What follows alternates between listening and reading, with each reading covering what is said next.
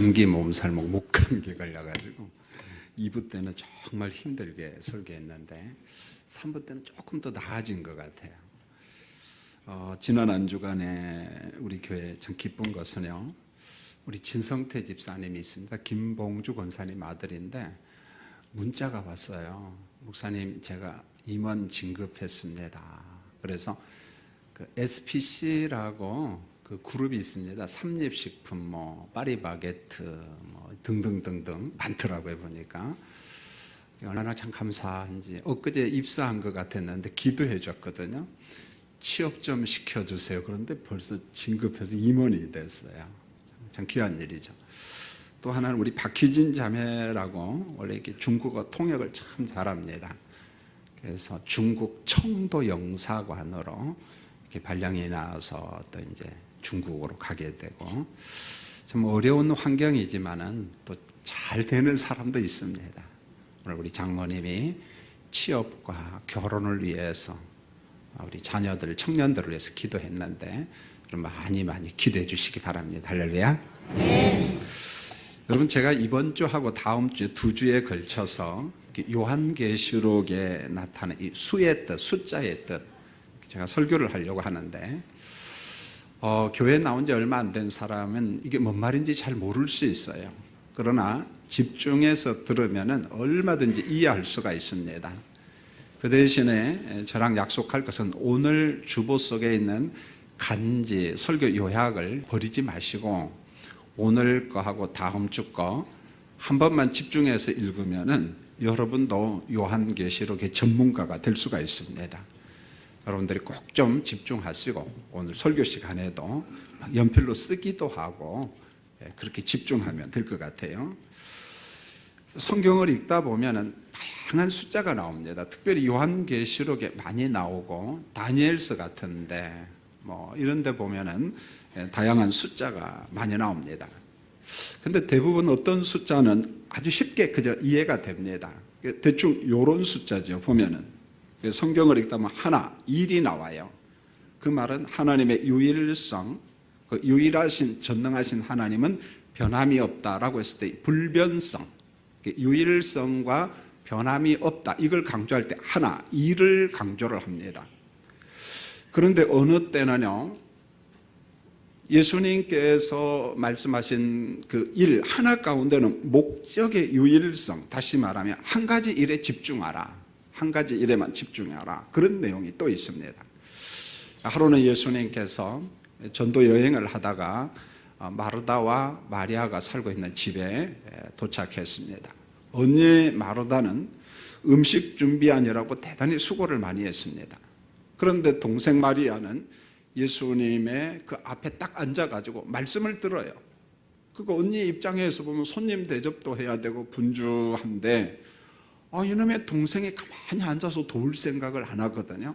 그러니까 예수님한테 가서 예수님, 동생한테 명하여 언니 좀 도와주라고 말 좀 해주세요. 그러니까 예수님이 뭐라고 했냐면 됐다 마르다야, 이것저것 너무 분주하게 하지 말고 정말 네가 좋아하는 거 몇 가지만 하라, 한 가지만 하라. 이때 이런 목적의 유일성이라는 거예요. 한 가지에 집중하라. 막 자꾸만 이것저것 하는데 제발 그러지 말고 그저 한 가지 일에 집중하라. 그래서 성경을 읽다가 하나, 일이 나오면은 하나님의 유일성, 그 다음에 그 유일하신 하나님은 변함이 없다. 그리고 어떤 일에 대한 일의 의미는 요 정도만 알면 됩니다. 그 다음에 이제 성경에 보면 삼의 숫자가 참 많이 나와요. 그래서 우리가 삼위일체 하나님 그렇게 말하잖아요. 성부, 성자, 성령 삼위로 존재하시고 그러나 본질이 하나인 일체로서 하나님. 그래서 삼은 하나님의 삼위일체수 혹은 거룩한 수 이렇게 말합니다. 그런데 이 삼이라고 하는 숫자가 어느 때는요, 일의 종결과 새 출발 동시에 이걸 가리킵니다. 어떤 일이 종결이 됐어요. 그리고 종결되자마자 새 생명으로서 새 출발한다, 그런 의미가 담겨져 있는데 그게 뭔가 하냐면 예수님의 십자가의 죽으심과 부활 사건입니다. 고린도전서 15장 4절에 보면은 장사 지낸 바 되셨다가 성경대로 사흘 만에 다시 살아나사 이렇게 말했어요. 여러분, 예수님의 십자가의 죽음이 뭘까요? 죄의 싹은 사망과 저주인데 십자가의 죽으심으로 말미암아 죄의 싹은 사망과 저주라는 것을 어떻게 했어요? 끝내버렸다는 거예요. 종결했다는 말입니다. 무엇을 통해서요? 십자가의 죽음을 통해서. 그리고 난 다음에 장사 지낸 바 되신 예수님께서 사흘 만에, 3일 만에 다시 어떻게 했어요? 부활했습니다. 자, 이때 삶은 어떤 개념이냐면은 죄삭선 사망이라고 하는 저주의 문제가 해결됐다는 거예요. 종결됐다는 개념이고, 그 다음에 부활하심으로 말미암아 새로운 생명이 어떻게 됐다? 새 출발했다. 그래서 삶은 종결과 새 출발의 의미가 있다. 그 다음에 성경에 4. 한국 사람은 어떤 숫자를 제일 싫어해요? 4죠. 우리 예수 믿는 사람은 안 그래도 괜찮아요. 그래서 건물도 보면 몇 층이 없어요? 4층이 없어요. 엘리베이터도 뭐가 없어요? 있는데도 있지만 어떤 데는 4 대신 영어로 뭘 써놨어요? F 써놨어요. F가 뭘까요? force. 똑같은 말이에요.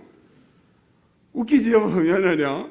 똑같은 말입니다. 그런데 성경은 4를 갖다가 부정적으로 보지 않습니다. 참 귀한 숫자거든요. 그래서 성경에 보면은 주님의 말씀 가운데 동서남북 사방에서 믿는 자가 돌아온다, 그런 표현도 있고, 어느 때는 동서 이런 표현도 있고, 하나님께서 아브라함에게 이야기하잖아요. 아브라함아, 한번 봐라. 동서남북 사방을 어떻게 해요? 둘러봐라. 이런 말. 보는 것 내가 너에게 주마. 그렇게 약속을 합니다. 이런 면에 있어서 성경에서 사는 동서남북 피조세계의 사방을 강조하는 수입니다. 사방수라 이 말이죠. 그래서 성경에서 사는 말 그대로 완전성을 상징하면서 동시에 동서남북 사방에서 예수 믿는 사람들이 돌아온다, 선교 개념에 삽니다. 그래서 우리가 선교를 합시다라면 기도를 이렇게 하죠. 열방의 복음이 증거되기를 원합니다. 열방 개념이에요, 사자가.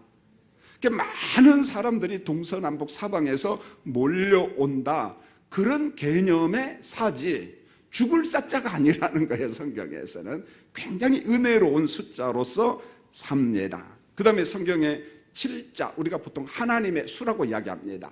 제가 이제 다음 주에 6, 6, 6, 트리플 6, 그래서 그 6자에 대해서 설명을 하는데, 6은 사람의 숫자예요. 7은 하나님의 숫자입니다. 그래서 보통 7을 일컬어서 하나님의 거룩한 수 이렇게 말합니다. 그래서 이 거룩한 수 7은 완성 개념이에요. 성취 개념입니다. 왜 그런 거 하냐면은 창세기 1장과 2장을 보면 하나님께서 며칠 만에 천지 창조를 해요? 6일 만에 창조하고 일곱째 날은 어떻게 했어요? 쉬셨다. 그 날은 무슨 날이라고 했어요? 거룩한 날, 내가 그 날을 복되게 하마, 복을 주마, 이렇게 말씀했거든요. 그래서 7은 어떤 일의 성취, 완성 개념의 하나님의 거룩수에 해당이 되는 것입니다. 7은 우리가 럭키 세븐 이렇게 이야기하는데, 보통 하나님의 수, 6은 인간의 수, 사람의 수. 그래서 7은 거룩수다, 이런 정도만 알면 되겠어요. 그 다음에 성경에 보면 12이라고 하는 숫자가 의외로 많이 나옵니다. 우리가 잘 아는 것처럼 예수님의 제자가 몇 명이에요? 12명. 이스라엘이 몇 지파입니까? 12지파. 몇 사도지요? 12사도. 전부 다 12입니다. 여러분, 12이라고 하는 말은 쓸 게 없어서 12 쓴 게 아니고, 하나님께서 선택한 절대적 숫자 개념으로 12이에요. 선택수라는 거죠. 여러분, 우리가 성경을 읽다면 예정이라는 말도 있고 작정, 하나님의 선택, 그런 말이 있는데, 12이라는 말은 12지파, 12사도, 12제자가 주는 게 뭐냐면 하나님께서 구별한 선택수, 그렇게 12를 이해하면 좋을 것 같아요. 이처럼 우리가 성경을 읽다 보면은 그냥 쉽게 이해할 수 있는 숫자가 있습니다. 별다른 설명이 없어도 그냥 이해가 되는 거예요. 그런데 다 그런 건 아니에요. 숫자의 단위가 큰 게 있어요. 그 다음에 수의 나열이 좀 긴 게 있습니다. 여러분, 이런 것은요, 이해하기가 참 난해한 것들이 많이 있습니다. 그래서 요한계시록에 보면 짐승의 수 뭐라고 나와요? 6, 6, 6 그랬어요. 우리 성도님들 앞으로 짐승의 수 할 때 666 그렇게 읽으면 안 되고 짐승의 수는 어떻게 된다고? 666. 왜 666이라고 읽어야 되는가? 제가 다음 주에 설명하겠습니다. 다음 주에 결석하면 돼요? 안 돼요? 안 되죠. 무슨 설교 들으러 와야 돼요? 또 숫자 설교 들으러 와야 돼요. 그 다음에 인침받은 숫자가 얼마가 나오냐면 14만 4천 명. 여러분 이거 문자적으로 14만 4천 명만 구원받는다 그런 말이 아니고 상징수거든요. 열방의 많은 사람들이 하나님의 백성으로 돌아온다. 그 다음에 각 지파 12,000명.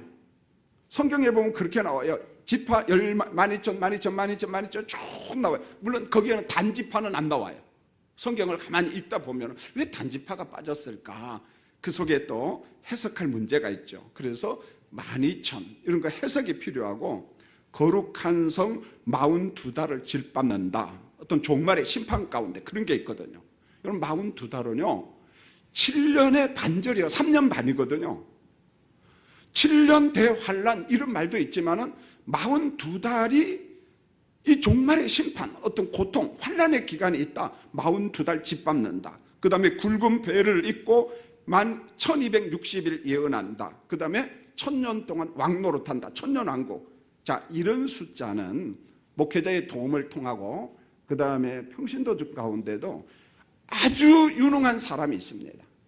성경을 해석하고 연구하는데 그런 분들에게 좀 질문하고 또 물어도 보고 그렇게 하는 게 좋지. 그냥 자기 임의대로 해석하면 안 된다는 거예요.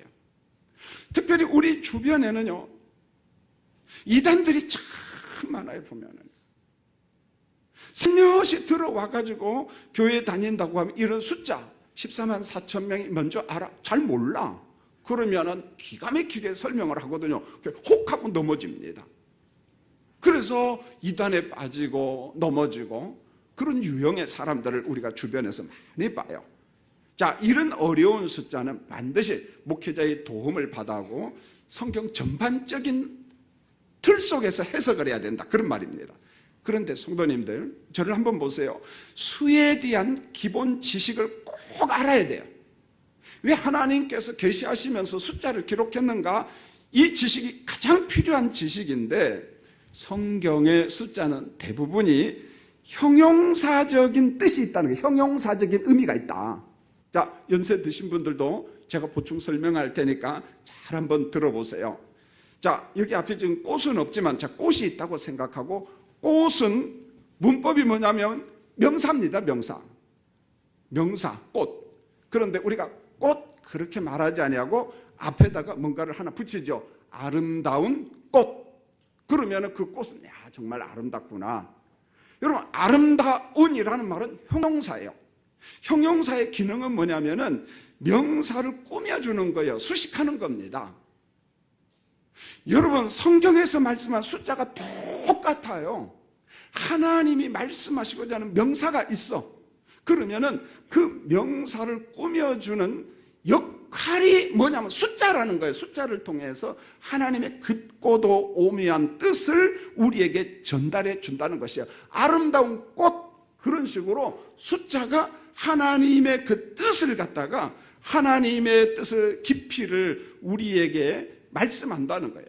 그래서 숫자는 항상 형용사적인 의미가 있고 좀 더 강조할 때는 부사적 의미도 그 속에 있다 이렇게 이야기하는데 그냥 형용사 하나만 알아도 상관이 없습니다. 그래서 하나님의 깊고 오묘한 진리를 숫자를 통해 가지고 좀 더 우리에게 전달해 주고 있다는 거예요. 여러분이 이제 제가 요한계시록 1장을 통해서 7자 공부를 할 테니까 자, 오늘 계시록 1장에 나오는 7에 대해서는 좀 완벽하게 좀 공부를 했으면 좋겠어요. 여러분 요한계시록 1장 4절에 보면은 요한은 아시아에 있는 7교회에 무엇 하노라? 편지하노라. 여러분 이때 7교회는 성경에 이름이 나와요. 그 교회 이름이 에베소 교회, 서머나 교회, 버가목 교회, 두아디라 교회, 사덱 교회, 빌라델비아 교회, 라우디아 교회 이렇게 7교회 나와요. 내가 7교회 편지하노라. 회람용 편지 돌려봐라 그런 말이죠. 그래서 소아시아 7교회는 내가 회람용 편지를 여러분들에게 보낼 텐데 혼자만 보지 말고 돌아가면서 이 말씀 골고루 좀 봐라, 이런 말입니다. 그리고 요한계시록 1장 4절을 잘 보시면 그의 보좌 앞에 있는 무슨 영이라고 했어요? 일곱 영, 그렇게 이야기했습니다. 요한계시록 1장 12절을 잘 보세요. 일곱 금촛대를 보았는데, 계시록 1장 16절입니다. 그의 오른손에는 무슨 별이 있다? 일곱 별이 있고, 이렇게 말했어요. 벌써 요한계시록 7장 1장에 보니까 무슨 숫자가 여러 번 나와요? 7자가 여러 번 나옵니다. 하나님의 수, 거룩수가 여러 번 나옵니다. 여러분, 일곱 교회는 소아시아 지역에 있는 일곱 교회예요. 지역교회입니다. 터키에 있는 일곱 교회라는 거예요. 제가 왜 지역교회라고 이야기하냐면은, 여러분 한번 물어보겠어요. 석관중앙교회는 지역교회인가요? 개교회인가요? 말을 안 하는 사람들은 저는 그 마음을 알아요. 이것도 아니고 저것도 아니면 중간 점수 50점 받으려고 하죠. 아니, 그러면 안 돼, 여러분요. 석관중앙교회는 지역교회인가요? 하나로서 개교회인가요? 네, 개교회라고 이야기해요. 네, 개교회. 그런데 성경에 나오는 소아시아 7교회는 개교회가 아니고 무슨 교회냐면 지역교회입니다. 에베소 교회 할 때, 에베소 교회는 개교회가 아니고 에베소라고 하는 큰 동네 안에 있는 여러 개의 가정교회를 일컬어서 무슨 교회다? 에베소 교회다, 이렇게 이야기한 겁니다. 그래서 요한계시록은 회람용 편지예요. 그래서 에베소 교회에 이 편지를 보내면은 오늘은 이 교회가 있고 내일은 저 교회가 있고 모레는 저 교회가 있고 그러라는 말이에요. 그래서 우리 성도님들이 꼭 기억할 것은 요한계시록에 나오는 교회는 개교회가 아니라 지역교회다, 그렇게 이해를 하면 좋겠어요. 그 다음에 두 번째 볼 것은 일곱 영, 그렇게 나와요. 영은 영인데 무슨 영이다? 일곱 영. 보통 이 일곱 영에 대해서 일곱 천사 그렇게 해석하는 사람도 있지만 지지는 받지 못하고, 두 번째가 지지를 받어요. 성령이라고 하는 견해. 잘 보세요. 숫자는 형용사적인 의미가 있다는 게 바로 이런 것을 보면 알 수가 있습니다. 왜 성령이라고 딱 말하지? 성령을 일컬어 무슨 영이라고 했다고요? 일곱 영. 영 앞에, 성령 앞에 무슨 숫자가 하나 딱 와 있어요? 7자가 와 있거든요. 그러면은 성령 7은 도대체 무슨 말인가? 성령이 7개라는 말인가? 7성령이라는 말인가? 그 말이 아니고요. 성령을 갖다가 일곱 영이라고 하는 것은 7자가 형용사적인 의미, 영을 꾸미는 의미가 있다는 말입니다. 그러면 이때 7은 무슨 말이냐면은 성령의 완전성, 성령의 정결함, 신성함, 그것을 일곱이라고 하는 숫자로 말씀을 하고 있는 것입니다. 그래서 성령을 일컬어 요한계시록에는 뭐라고 이야기했다? 일곱 영, 그렇게 이야기했어요. 일곱 영은 누구다? 성령이다. 그 다음에 세 번째 보면 일곱 금촛대, 이렇게 나오죠. 일곱 금촛대. 대부분 우리가 그 촛대를 보면은 받침이 있고 금받침이 있고 하나 둘 셋 넷 해서 여기 7개 있다는 말이죠. 7개 금촛대 있는데, 7개 금촛대는 무언가 하냐면은 역시 소아시아 뭐냐면 7교회입니다. 그래서 성경을 읽다가 7금촛대, 금촛대가 나오면은 계시록에서는 무엇을 상징한다? 교회를 상징한다. 그 다음에 네 번째로 7별에서 별은 뭐냐면은 그 교회에서 사역하는 사역자들, 목회자들, 예수님이 부르신 소명받은 사람들을 별로 설명을 했습니다. 여러분, 그 말씀이 어디 나온 거 하냐면은 자체적인 해석이 나오는데, 여러분 요한계시록 1장 20절 우리 같이 한번 읽어볼까요? 같이 한번 요한계시록 1장 20절 읽죠. 시작. 내가 본 것은 내 오른손의 7별의 비밀과 또 7금촛대라. 7별은 7교회의 사자요 7촛대는 7교회니라. 여러분, 7별은 7개 뭐다? 사자. 이 사자는 무슨 사자일까요? 라이온 킹일까요? 사람일까요? 사람이야, 사람. 말씀을 전하는 사람, 그런 말이에요. 말씀을 전하는 사람, 사자, 사람입니다. 그 다음에 7초 때는 몇 교회다? 7교회다. 자, 이렇게 이야기를 했습니다. 그런데요, 우리 예수님께서 말씀하십니다. 사도 요한을 통해서 예수님께서 오른손으로, 예수님의 오른손에 몇 별이 있다? 7별이 있다. 이 말은 무슨 말일까요? 예수님께서 주님의 몸된 교회에서 일하는 일꾼들, 교회에서 사역하는 목회자들, 선교사들, 하나님의 일꾼들을 무엇으로 붙잡고 있다? 능력의 오른손으로 붙잡고 있다. 할렐루야. 능력의 오른손으로 내가 주님의 백성들, 목회자들을, 선교사들을 내가 붙잡고 있다. 그런 말입니다. 그러면은 주님께서 능력의 오른손으로 붙잡고 있다는 게 뭘까요, 여러분? 인생 살아가고 선교 사역하고 복음을 전하다 보면 환난과 핍박이 있잖아요. 그럴 때마다 힘내, 그에게 용기를 주고 위로를 주고 격려한다는 거예요. 내가 너와 함께한다, 이런 말입니다. 여러분, 요한계시록 1장에 있는, 다시 한번 정리합니다. 7개 교회가 있어요. 그 다음에 7영이 있어요. 성령입니다. 7금초대가 있습니다. 누굽니까? 교회입니다. 7별이 있습니다. 그 교회에서 사역하는 사역자입니다.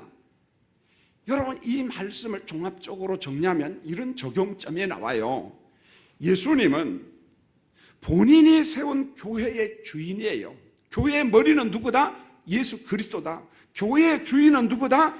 예수님이다. 동시에 교회의 주인 되신 예수님께서 당신이 선택한 목회자들을 무엇으로 붙잡고 있다? 능력의 오른손으로 잡고 계신다, 이 말씀입니다. 여러분, 성경에서 능력의 오른손은 무엇을 의미하냐면은 은혜를 상징합니다. 능력을 상징합니다. 권세를 상징합니다. 여러분, 성경을 읽다가 예수님께서, 하나님께서 의의 왼손으로 우리를 붙잡고 있다, 그런 구절 읽어본 적 있어요, 없어요? 진짜 없어요? 예, 없습니다. 왜 의의 오른손, 의의 왼손 이런 표현이 나오냐면, 성경에서 오른손은 긍정, 능력, 은혜, 권세, 왼손은 부정의 손이에요. 부정, 안 좋은 거. 그러니까 여러분들이 누군가를 위해서 기도할 때 꼭 그렇게 기도하세요. 하나님, 오늘 우리 아들이 시험 보러 갑니다. 주님의 능력의 오른손으로 우리 아들을 잡아주세요. 할렐루야. 이건 할렐루야, 아멘 해야 돼요. 그런데 못 모르고 우리 목사님은 능력의 오른손이라고 했으니까 난 청개구리니까 주여 능력의 왼손으로 잡아주세요. 그러면 이게 축복이야, 저주야? 저주라는 거니까, 저주. 무식하면 안 된다니까. 여러분, 기도할 때 무슨 손으로 잡아주세요? 하나님, 의의 오른손, 능력의 오른손으로 잡아주세요. 할렐루야.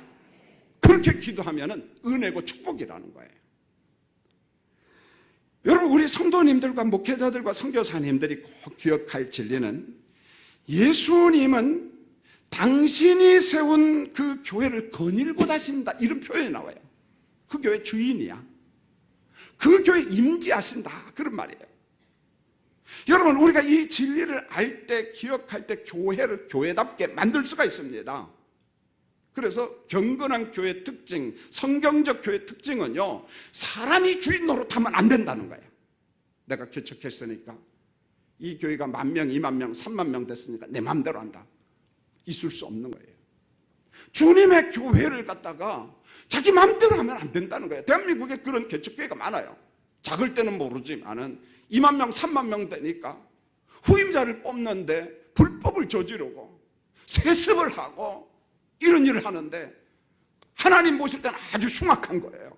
있어서는 안 된 거거든요. 평신도들 가운데도 그런 사람이 있어요. 내가 이 건축을 하는데 내가 100억 헌금했다. 그러니까 주인 행세를 하려고 하는데, 천만의 말씀, 그러려면 헌금하지 마시기 바랍니다. 50억을 하든 10억을 하든 헌금하면 누구한테 다 드린 거예요?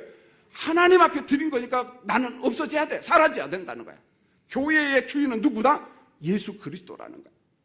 주님께서 주인 되는 교회, 그런 교회가 정상적인 교회지. 자기 마음대로. 그래서 어떤 목회직을 법으로는 세습이 안 된다 그래놓고 이상한 편법을 만들어갖고 세습을 하고, 그래서 또 문제가 많잖아요, 보면은요. 여러분, 그런 것 때문에 교회가 세상에 욕을 먹는 거예요, 보면은요. 자꾸만 인간 인간이 교회 주인 노릇하려고 한다는 거예요. 성경은 말합니다. 아니야. 교회의 주인은 누구다? 예수님이다.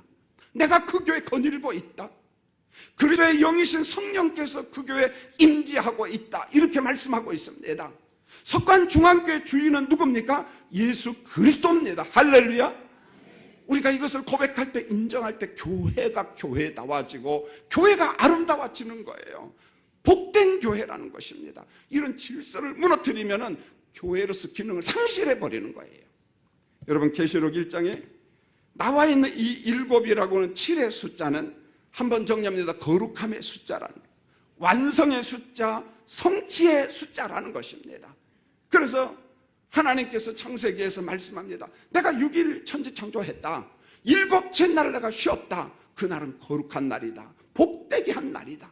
그래서 성경에 보면 안식이 세 종류가 있어요. 창조 안식, 구원의 안식, 부활의 안식이 있습니다. 어떤 안식이 되었든지 간에 그날 우리가 하나님을 예배할 때 하나님의 창조성, 하나님의 전능하심, 하나님은 우리의 구원자, 우리의 생명을 건져주신 그 하나님의 사랑을 우리가 예배 중에 임재를 느끼고 하나님의 은혜를 경험할 수 있어야만이 됩니다. 여러분, 저는 월, 화, 목, 평일날은 또 예배당에 늘 오니까 조용히 예배당에 와서 기도하고 그럽니다. 그때는 제가 막 통성으로 그런 기도 안 해요. 왜 그러냐면은 제가 기도할 때 항상 묵상하는 게 주기도문을 놓고 저는 기도합니다. 하나님 우리 아버지. 그럼 마음이 편안해요. 하나님이 누구지? 나의 아버지구나. 아버지의 뜻이 하늘에서 이루어진 것처럼 어디에? 이 땅에. 내가 살고 있는 대한민국 땅에, 우리 가정에, 우리 교회에 이루어지기를 원합니다. 그러면서 국가를 위해서 여러 가지 사건 사고들을 위해서 기도를 합니다. 그럴 때 제가 느끼는 게 뭐냐면은 그 고요함 속에 주님의 교회를 거닐고 있는 성령의 임재, 그리스도의 임재를 경험할 수 있다는 거예요. 성령께서는 우리의 영적인 감각기관을 통해서 말씀과 함께 하나님의 임재를 느끼게 해주셔요. 여러분, 예배 드릴 때마다, 말씀을 들을 때마다, 교회 와서 조용히 기도할 때마다 하나님의 임재를 경험하는 사랑하는 성도들이 되기를 원합니다. 대단히 중요하다는 거예요. 여러분, 그 밖에도 성경에는 7이라고 하는 다양한 숫자가 있는데 좀 시간상 인쇄물을 참고하시고 그냥 쭉 넘어가려고 합니다. 그 다음에 이제 요한계시록 4장 4절을 보면은요, 또 이런 숫자가 나옵니다. 또 보좌에 둘러 24보좌들이 있으니 그 보좌들 위에 24장로들이 흰 옷을 입고 머리에 무엇을 썼다더라? 금관을 쓰고 앉았더라. 이렇게 말씀하고 있어요. 여러분, 여기에 보니까 24보좌가 나오고 24장로가 나오고 흰 옷을 입었더라, 머리에는 금관을 썼다더라, 이런 말이 나와요. 그 다음에 요한계시록 4장 6절입니다. 보좌 주위에 네 생물이 있습니다. 계시록 4장 10절입니다. 24장로들이 보좌에 앉으신 이에게 엎드려 세세토록 살아계시는 이에게 경배하고, 이렇게 말합니다. 계시록 5장 8절, 네 생물과 24장로들이 어린 양 앞에 엎드려 각각 검은고와 향이 가득한 금대접을 가졌으니 이 향은 성도들의 기도다. 성도들의 기도에 대한 보충 설명이 요한계시록 8장 3절에 나옵니다. 성도들이, 천사들이 성도들의 기도를 보좌 앞 금제단에 드린다, 하나님 앞에 드린다, 이런 말이 나와요. 자, 그러면 성도님들, 보좌 주변에 있는 24장로가 누굴까? 여러분, 이 말을 놓고 일부 이단들은요, 자기 측근 24명을 세워요. 그리고 그 24명이 24보좌래. 아주 웃기는 사람들이라니까. 죄송합니다만 아주 지 맘대로 해석해보면요, 그럼 된다 안 된다? 그런 사람 따라가면 돼요 안 돼요? 얼른 도망와요. 어디로? 석관중앙교회로. 여러분, 왜 따라가? 물론 24장로가 누구일까 명확하게 정답을 주기란 참 어려워요. 학자들마다 견해가 다양하기 때문에. 그러나 두 가지 견해 중에 한 가지만 좀 알면 돼요. 첫 번째 견해는 천사라는 견해가 있어요. 천사라고 이야기하는 사람도 있습니다. 그런데 두 번째 견해가 좀 더 지지를 받아요. 하나님의 백성들 전체라고 하는 상징적 숫자라는 거예요. 형용사적 의미가 있는 숫자라는 거예요. 자, 한번 볼까요? 성경에서 12는 무슨 수라고 이야기했어요? 하나님께서 선택한 숫자라고 이야기했어요. 선택수 12는 하나님이 선택한 거룩한 백성이 많다. 12사도, 12지파, 12제자, 그 12이 주는 것은 선택수입니다. 그런데 24는 뭡니까? 12 선택의 몇 배수? 2배수거든요. 그러니까 12이 선택수인데 그것의 2배수라고 하는 말은 24라는 말은 선택한 백성이 적다는 말입니까? 우리가 생각하는 것보다 훨씬 더 많다는 말입니까? 많다는 말이에요. 하나님의 나라 천국에는 14만 4천 명, 이단들이 말하는 14만 4천 명만 갈까요? 헤아릴 수 없이 많은 사람이 갈까요? 헤아릴 수 없이 많은 사람이 하나님의 나라 갑니다. 할렐루야. 14만 4천 명만 가는 게 아니라니까요, 여러분요.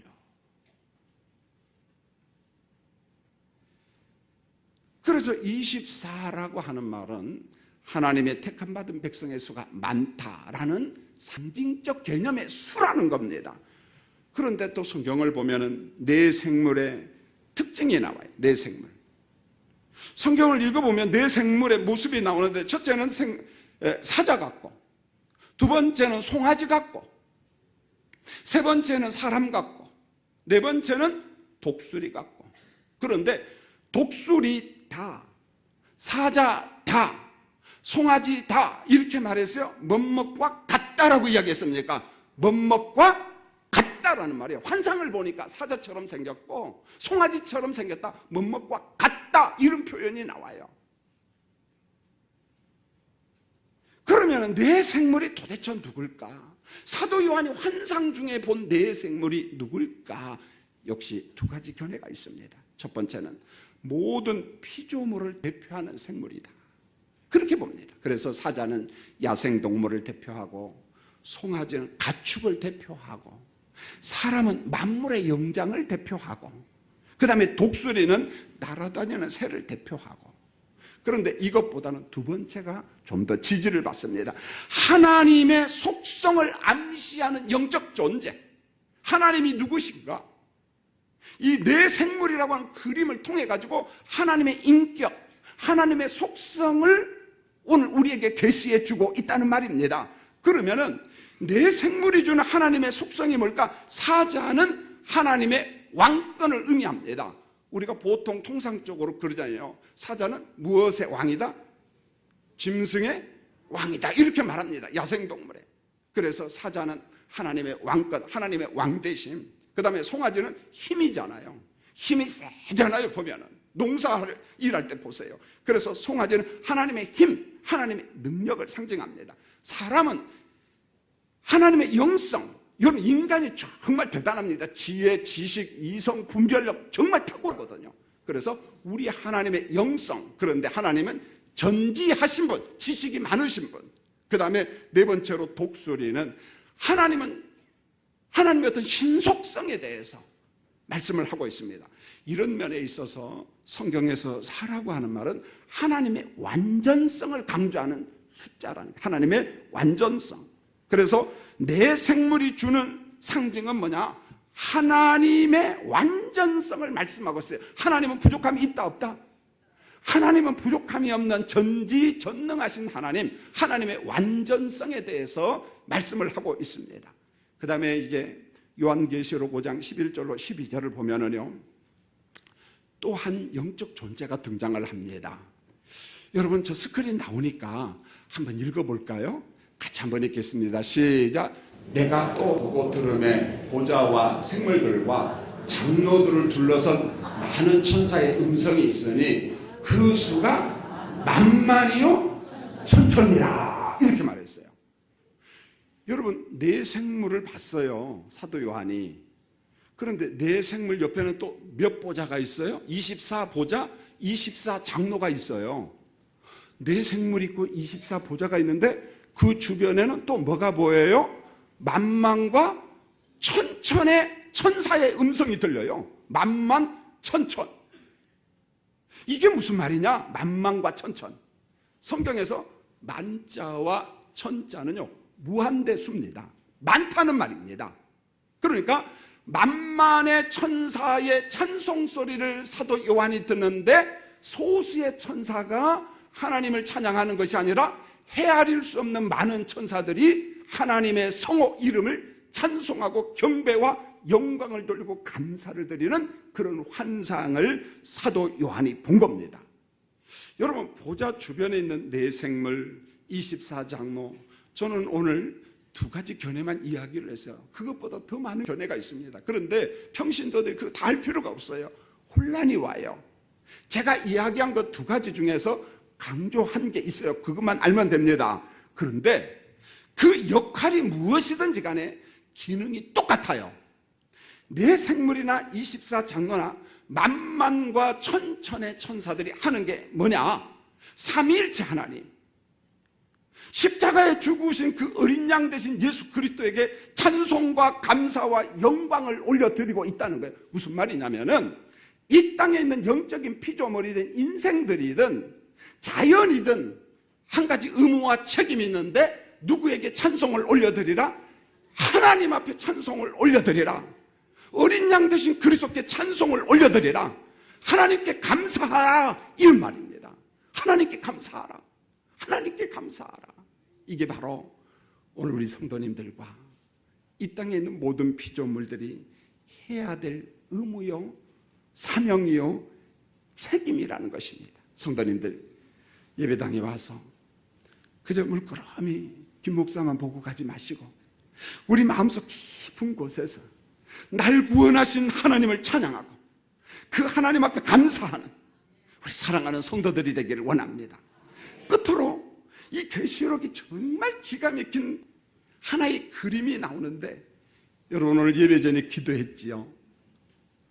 우리가 기도할 때 부리는 영인 천사들을 시켜서 우리의 기도를 가지고, 이 천사들이 기도를 가지고 누구한테 올라가요? 보좌에 앉으신 누구한테? 하나님 앞에 가져가서 이렇게 말해요. 하나님, 신창균 장로님 기도를 가져왔습니다. 그래, 무슨 기도인가 보자. 하나님이 흠양하셔요. 응답하신다는 말입니다. 여러분, 이런 재미로 우리가 기도하지요. 내가 기도해도 하나님 안 들어. 천만의 말씀, 그런 소리 하지 마세요. 미사 여고 기도 안 해도 좋아요. 뭔가 미흡해도 좋아요. 그러나 하나님, 내가 힘들어요. 내가 병들었어요. 내가 어렵습니다.